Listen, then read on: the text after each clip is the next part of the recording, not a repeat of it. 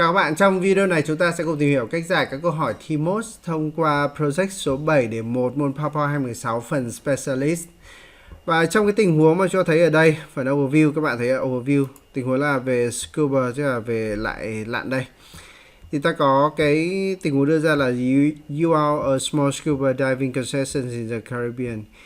You are creating a presentation to promote diving in your local. Thực ra cái tình huống này thì các bạn hiểu được không hiểu được, bởi vì tình huống này nó không giúp chúng ta giải quyết các câu hỏi trong phần sau. Tuy nhiên là có những cái tình huống người ta đưa ra, chúng ta đọc qua tình huống, chúng ta đã có thể là hình dung được là những cái phần sau đôi khi chúng ta sẽ phải dùng những chức năng như thế nào. Thế đối với cái tình huống này nó không rõ ràng cho nên tôi cũng không quan tâm đến nó, mà tôi sẽ vào cái task số 1 luôn. Thì tại cái task số 1 ta sẽ có là gì? Apply the ripple transition to all of the slides. Có nghĩa là chúng ta sẽ phải áp cái hiệu ứng transition là hiệu ứng chuyển cảnh của các trang slide. Và áp cái hiệu ứng có tên là ripple này cho tất cả các trang slide nhé. Thế thì với tình huống này thì các bạn sẽ phải biết được là áp hiệu ứng thì mình sẽ vào chỗ nào. Thì transition thì chúng ta sẽ vào cái thẻ là transition ở trên này. Và các bạn sẽ phải tìm cái hiệu ứng có tên là ripple này, chúng ta sẽ phải nhấn nút mở rộng đây và đi tìm. Cái này rất tiếc là nó không theo thứ tự alphabet, cho nên là tìm là chúng ta phải tự tìm bằng mắt thôi. Và đây là cái hiệu ứng mà ta cần dùng đây. Cho đơn giản là kích vào hiệu ứng đấy thôi. Và chỗ này chưa xong nhá. Sau khi các bạn kích hiệu ứng rồi, các bạn sẽ phải nhấn cái nút là apply to all để cho tất cả các trang slide cùng có hiệu ứng đấy. Đương nhiên các bạn có thể có một cách khác là kích vào trang slide đây và nhấn Ctrl A để chúng ta chọn rồi cho áp hiệu ứng cũng được. Rồi, nhưng tóm lại cách này tôi thấy là chuẩn nhất và đơn giản nhất, đấy là áp hiệu ứng xong apply to all. Tiếp theo là chúng ta nhấn mark complete để xong câu 1. Giờ chúng ta sang câu số 2. Câu số 2 là on slide 2 thì chúng ta vào trang slide số 2. Xem nào, modify the animation so all of the list items enter from bottom right. Có nghĩa là trong trang slide này những cái list ở đây đã có animation, tức là đã có hiệu ứng cho các đối tượng đấy. Và cho cần làm sao cho hiệu ứng các đối tượng đấy nó sẽ phải chạy lên từ góc dưới phía bên tay phải, tức là đi từ góc dưới bên tay phải nó chạy lên. Rồi. Thế thì cái này cho thấy là đầu tiên chúng ta sẽ phải xem là chức năng gì. Chức năng này chúng ta sẽ cần phải làm, đấy là chức năng animation. Thì các bạn vào cái thẻ animation trên này. Đấy. Ngay khi các bạn vào cái thẻ animation, chúng ta sẽ thấy là một loạt các cái list nó đã hiện lên số trên này.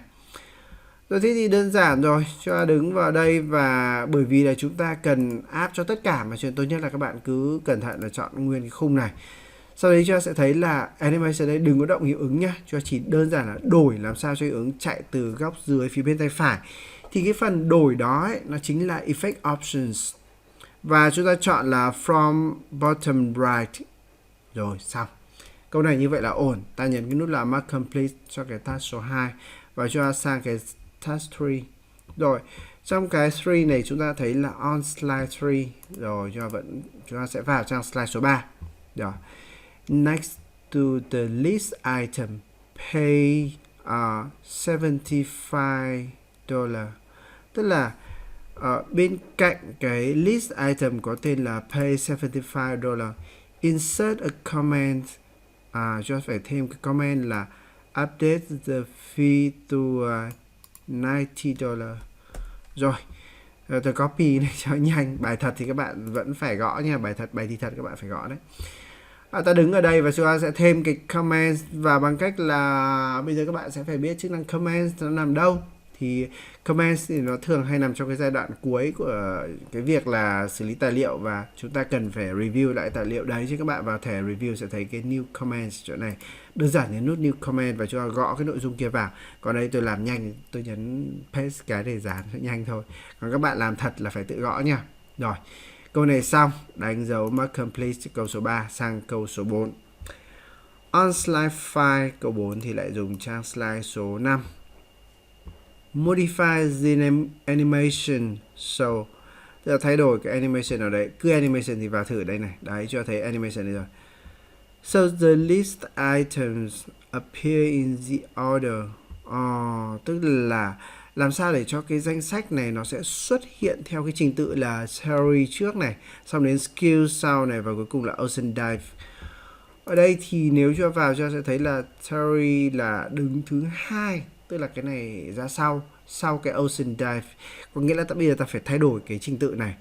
Thay đổi trình tự này thì cách tốt nhất là các bạn mở animation pen lên, cho nhấn nút animation pen để bật cái animation pen. Và sau khi bật animation pen các bạn thấy này, đầu tiên là theory gì đây, kích vào cái theory, đẩy nó lên. Rồi, đến cái thứ hai là skills. Cái thứ hai là skills up lên. Rồi, cái cuối cùng là ocean dive. Vậy là xong. Rất đơn giản. Câu số 4 đã hoàn thành, các bạn nhấn nút hoàn thành. Và sang câu số 5. Tại câu số 5 ta xem nào, remove all of the document properties, tức là phải loại bỏ tất cả cái thuộc tính của tài liệu, and personal information, tức là những cái thông tin cá nhân, from the presentation.